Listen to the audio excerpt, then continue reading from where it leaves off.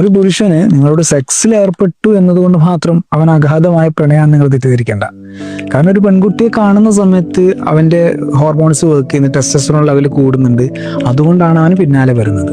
പക്ഷെ നിങ്ങളിവിടെ മനസ്സിലാക്കേണ്ട ഒരു കാര്യം, കാമവും സ്നേഹവും, അതായത് love and lust both are different. നീ അവനുമായിട്ട് എളുപ്പത്തിൽ അടുക്കുന്ന സമയത്ത്, നീ ഫണ്ണാണെന്നൊക്കെ കാണിക്കുന്ന സമയത്ത്, നീ കരുതുന്നത് അവനായിട്ടൊന്ന് ബെഡ് സ്പെൻഡ് ചെയ്ത് കഴിഞ്ഞാൽ അവന്റെ പ്രണയം എന്നും നിന്റെ കൂടെ ഉണ്ടാവുന്നതാണ്. ഇവിടെ നീ ഒന്ന് ചിന്തിക്കണം, മനസ്സിലാക്കണം. കാരണം ആദ്യ ലെവലിൽ തന്നെ നീ അവന് വേണ്ടതെല്ലാം കൊടുത്തു കഴിഞ്ഞാൽ അവന്റെ ടെസ്റ്റോസ്റ്ററോൺ ലെവൽ തീർച്ചയായിട്ടും താഴും. അങ്ങനെ താവുന്ന സമയത്ത് നീ ആയിട്ടുള്ള ബന്ധത്തിന് അവന് തീവ്രത കുറയും. കാരണം നിങ്ങൾ തമ്മിൽ പരസ്പരം അറ്റാച്ച്മെന്റ് പോലും ആയിട്ടില്ല. ഒരാണിന് പെണ്ണിനോട് കൂടുതൽ അറ്റാച്ച്മെന്റ് ഉണ്ടാവുന്നത് അവൻ അവളോടൊപ്പം കൂടുതൽ സമയം ചെലവഴിക്കുന്ന സമയത്താണ്.